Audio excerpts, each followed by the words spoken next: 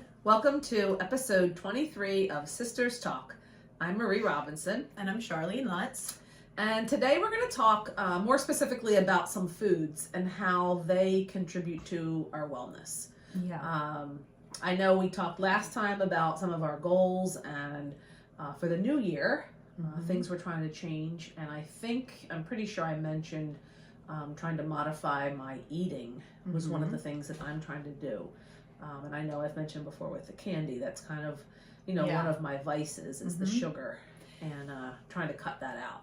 Yeah, and I know we have talked about before ways to kind of counteract that sugar craving. And one of the things I've found really helpful is a sugar reset. So taking like a no sugar at all mentality for a little while to kind of detox your system, and then reintroducing a little bit at a time to kind of like just give you that reset and reacclimate your body. And what usually happens, my husband did this recently, and normally what happens is you don't want as much of the sweet stuff, and you don't require as much of it at one time to kind of satisfy that urge to have something sweet. So I know you've been really focusing on protein and not having a lot of sugar, and so we pulled some of our food go-to snacks. Yeah. And just to comment on what you said about the sugar reset, I definitely feel that if I'm getting into a mode like I was over the holidays, of just eating whatever, like, it's the holidays and it's cookies and there's, and candy and little treats. And I noticed things like specifically almonds no longer tasted that good to me. And, I love my almonds.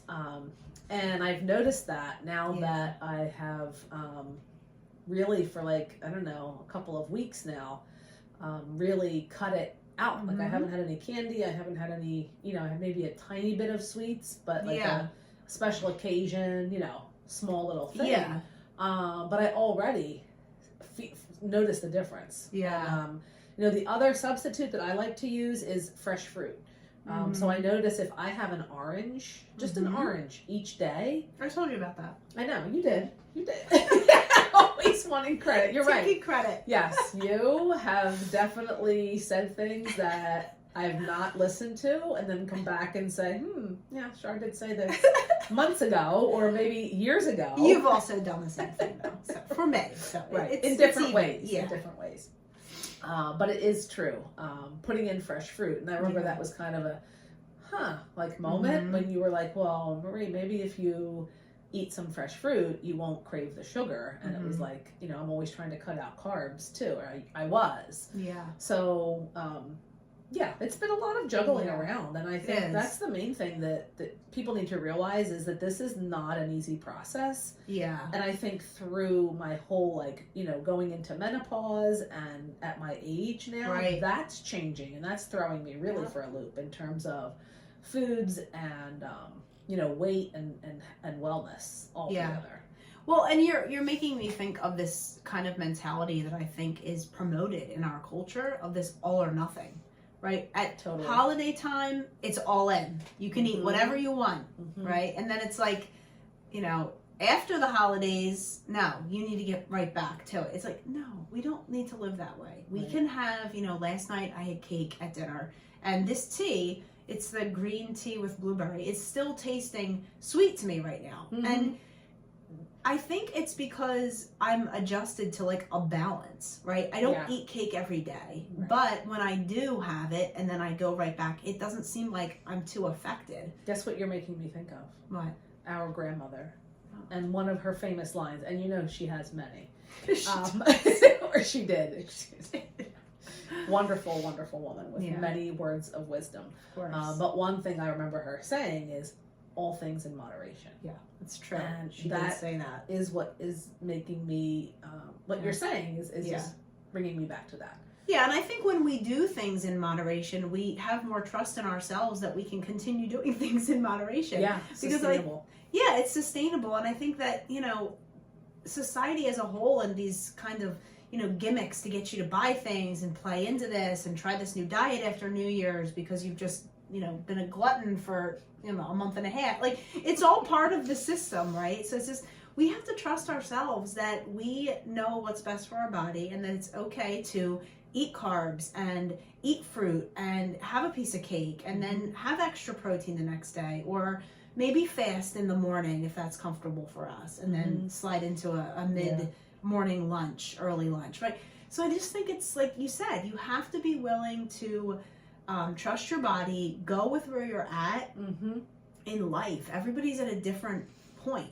Exactly. We're not all in our mid-50s. We're not all in our mid-30s or in our 20s. And it's just, we see a lot of things. We're inundated with what we society should, and, we should be doing and where we should be at. And I just think it's really important to know yourself. It's back to that piece of the balance, knowing yourself, and trusting that it's going to be all right. Yeah. Everything's going to be fine. Yeah, right? I totally agree with everything that you've said.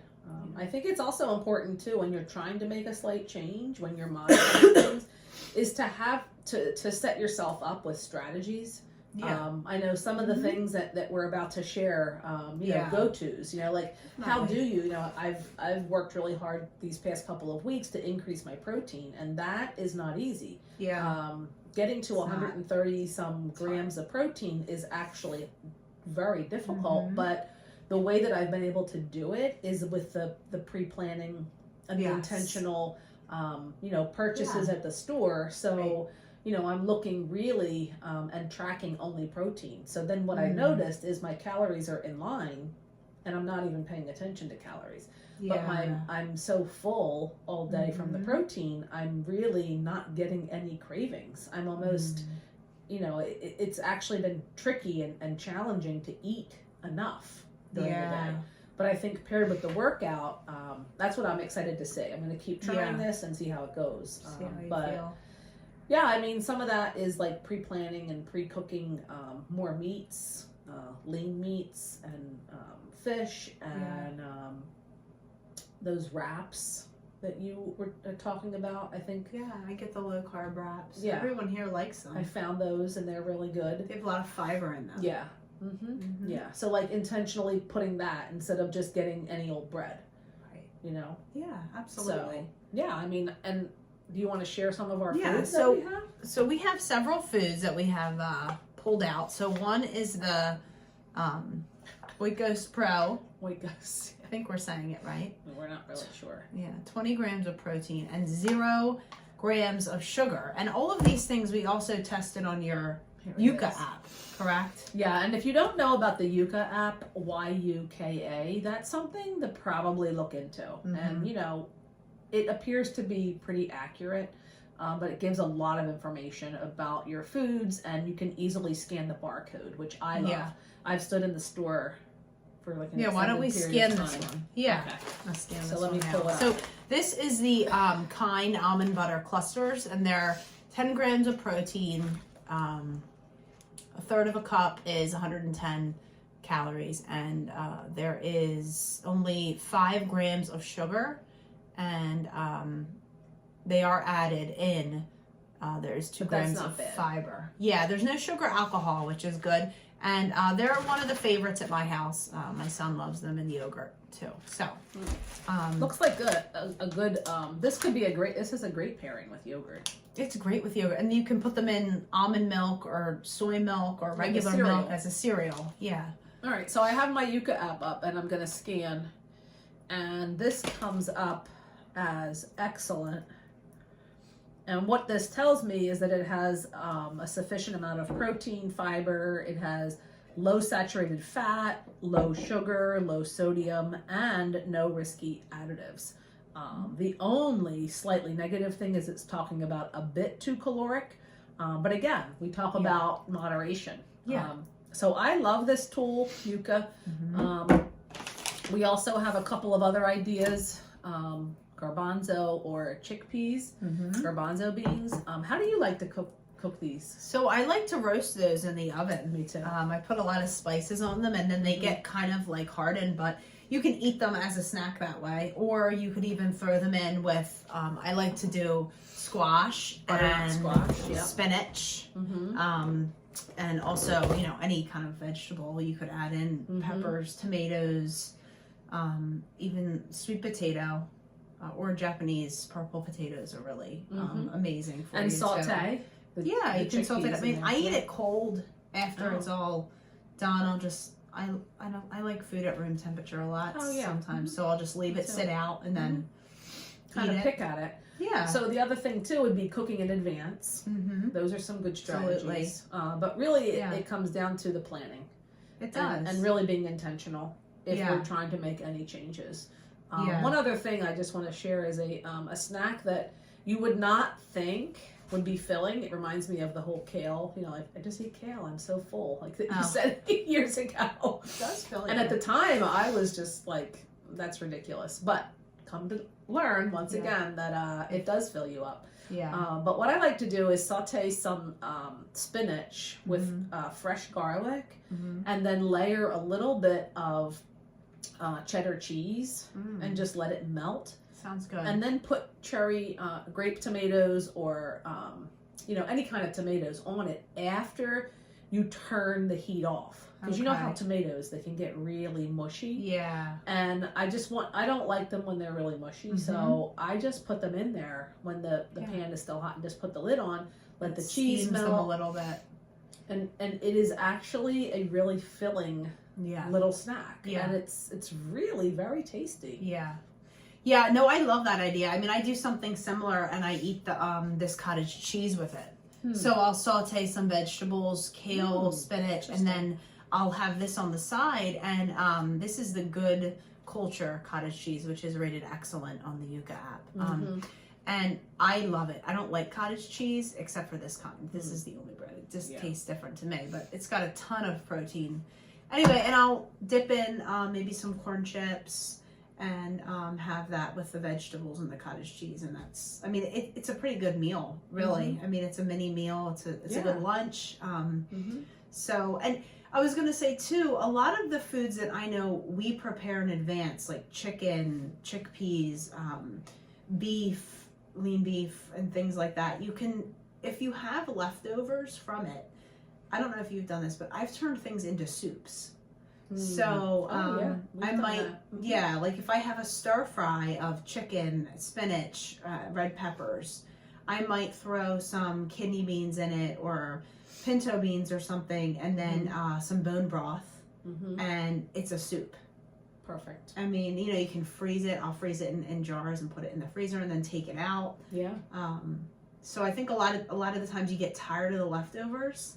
But then it's like, well, I don't want to throw them out. What can I do with them? Right. Turn them into a soup and freeze it up. Yeah, turn them into a soup. And you can also just put it in as a lunch. Yeah. Right? I mean, like sometimes when I'm cleaning up dinner, I'm packing my next day's lunch. Exactly. With those leftovers in the container that I'm going to use. So in the morning, I'm just grabbing the container right out of the fridge, and I don't have to think about it. And I know I'm getting my protein. Yeah, and I think for people that are just starting out on any kind of a health journey or eating healthier foods, I think even just trying to do one meal a day that's healthy is maybe a way to get into a rhythm and a routine. I think so. And not feel overwhelmed with, so if it is like a yogurt and some granola and, you want to, if that's easy to grab as it is, or you could turn it into kind of like put it in a jar with some fruit added in, and then it's already set in layers in your jar, and you just grab your jar to go. So if that's your, or spend your Sunday afternoon making dinner, so you know that you're always going to have that healthy dinner. Yeah.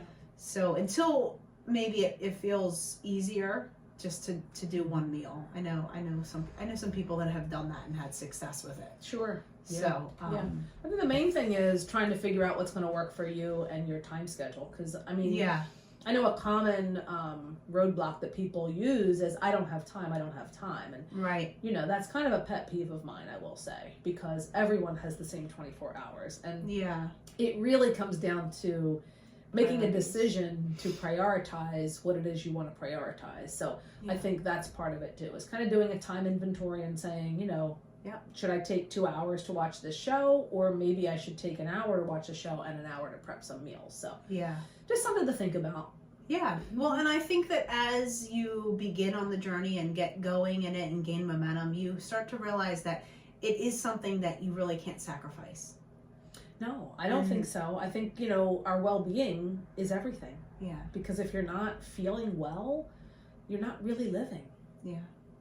Yeah. And it can take a long time, I think. And it can take setbacks and then going ahead and setbacks again. But I think over time, it does become a way of life. And it can become a way of life. But you have to really, I think, be aware of how your body's feeling. And disciplined. Yeah, you have to be disciplined. Having the boundaries. Yeah. You know, strong boundaries if you're going to, you know, get involved in certain situations that might lend themselves to eating poorly or, you know, not being, you know, making the best food choices. It's a lot to it. It's not very simple. And I like what you said about starting small, because I know I've been working on this for a long time and I'm always getting the setbacks. I mean, we'll see how long it is before I cave and have some gummies. But right now, I'm certainly full enough that I'm not going to be having any anytime soon. Funny. I really don't anticipate it at this point. So we'll see what happens. Yeah, well, we have a lot of leftover cake, so I'm going to have to freeze it, I think. So I can pull it out. And... I'm not taking any. Okay. She likes to pawn stuff off on me. I'm not taking this. All right. How about our tea? You have one? You have one? I do. No, go ahead. All right. This one says, serve all in truth, in compassion, and in grace. Like that. That's good. Love it. All right. Thanks, everybody. Thanks for joining us. We'll see you next time.